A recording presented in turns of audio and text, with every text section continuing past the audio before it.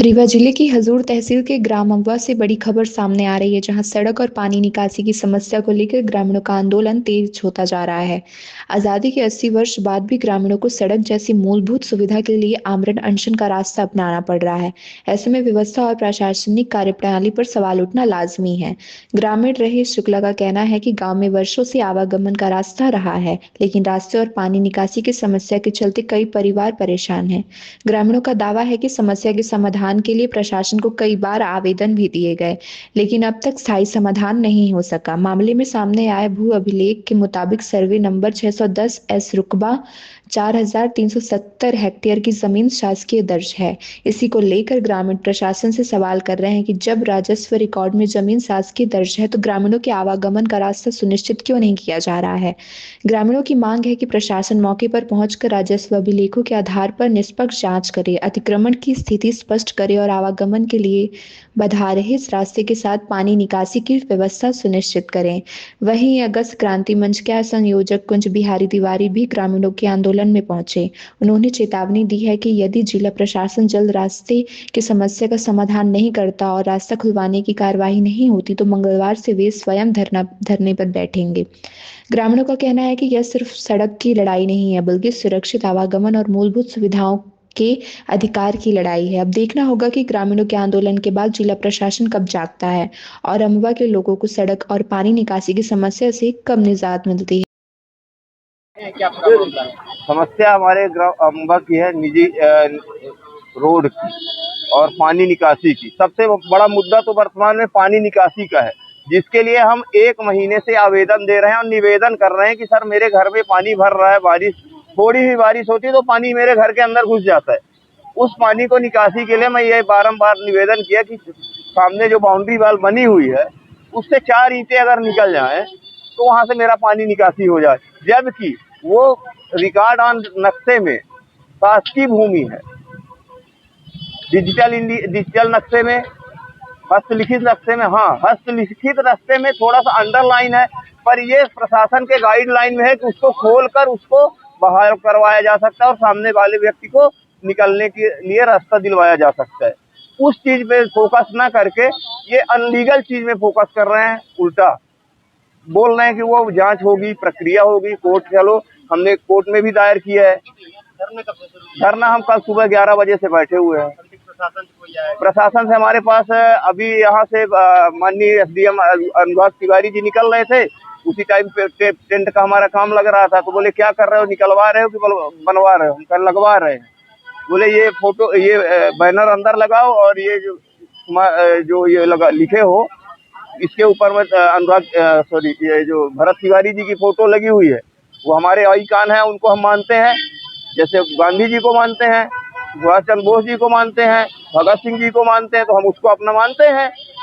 उसमें किसी फोटो लगाने में हमारे ऊपर बोले कि एफआईआर हो जाएगी, एफआईआर कर दूंगा। बोले आप परमिशन नहीं दिया हूँ, तो हम उनसे परमिशन के लिए 18 तारीख से मांग किया है कि 20 तारीख को मैं बैठूंगा ही बैठूंगा। तो हमारे पास आपने कोई सूचना नहीं दी कि क्यों बैठे हो।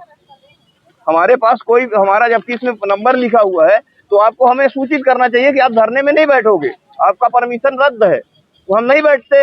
जब हमारे पास कोई सूचना नहीं आई तो हम धरने में बैठ गए। अब आगे क्या मांग? हमारी मांग ये है कि जब तक माननीय कलेक्टर महोदय जाके मौके में निरीक्षण नहीं करेंगे मौके का जगह का, तब तक मैं यहाँ से नहीं उठूंगा, चाहे मेरे प्राण चले जाएं। अम्बा गांव के रहीश तिवारी जी हैं, क्या आपका पूरा मामला है? आप यहाँ आए उनके साथ भी। आजादी के 80 वर्ष,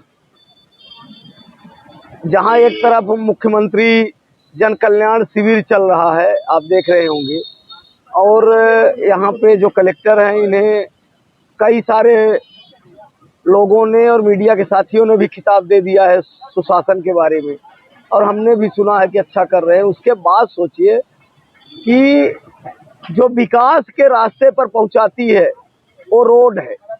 हर विकास के रास्ते से रास्ते तक, रास्ते पे ले जाके जोड़ती है, उसे रोड कहते हैं, सड़क कहते हैं।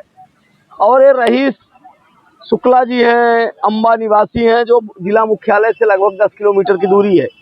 ये हस्तलिखित नक्शा इसमें भी रोड दर्ज है। कोई कलेक्ट्रेट में कुर्सी नहीं मांग रहे हैं, कोई इलाका नहीं मांग रहे हैं, नौकरी नहीं मांग रहे हैं, ये केवल मांग रहे हैं वो रोड जो रोड रिकॉर्ड में दर्ज है, वो रोड जो इनके घर तक पहुंचाती है, वो रोड जिसके बाधित होने से इनके घर में पूरे पानी भरा हुआ है। आप देखिए कि जितने भी नक्शे हैं, डिजिटल नक्शा हो, हस्तलिखित नक्शा हो, सब में रोड दर्ज है। उसके बावजूद भी इन्हें रोड नहीं मिल रही, छोटे बच्चे डूब जा रहे हैं। अब इन्होंने जनसुनवाई में भी दिया, आवेदन दिया, निवेदन दिया, सब कुछ किया, लेकिन बिना इनमा नहीं जल्द जड़ गए 3 दिन बीत, बोले राम सकोप तक भय भी नहीं हो इन प्रीत। अब इन्होंने गांधी जी का रास्ता अपनाया है, लेकिन कितना दुर्भाग्य है कि जो सत्याग्रह, जो आमरण अनशन हमारे क्रांतिकारी, हमारे गांधी जी, पूज्य बापू जी अंग्रेजों के खिलाफ करते थे, आज़ादी के बाद हमारे 80 वर्ष हो गए और हमारे रईस भाई को रोड के लिए, सड़क के लिए, अगर यही अदानी अंबानी का घर होता तो रईस का घर गिरा के भी उसको रोड दे दी जाती, किसी बड़ी सांसद विधायक का होता। लेकिन कितना दुर्भाग्य कि जो सांसद, विधायक, मुख्यमंत्री और प्रधानमंत्री बनाते हैं, आज अपने लिए, अपनी रोड के लिए, उस रोड के लिए जो रिकॉर्ड में दर्ज है, उसके लिए आमरण अनशन करना पड़ रहा है। इससे बड़े दुर्भाग्य की बात नहीं है। दूसरा, जो धमकी देने आ रहे थे, सुना कि रईस भाई को धमकी दे रहे हैं, उनको बताना चाहता हूं कि आमरण अनशन में है, मरने के लिए बैठे हैं, इससे ज्यादा क्या करोगे? जेल ले जाओगे, वहां भी ये बैठे रहेंगे, आमरण अनशन करेंगे, फांसी दोगे।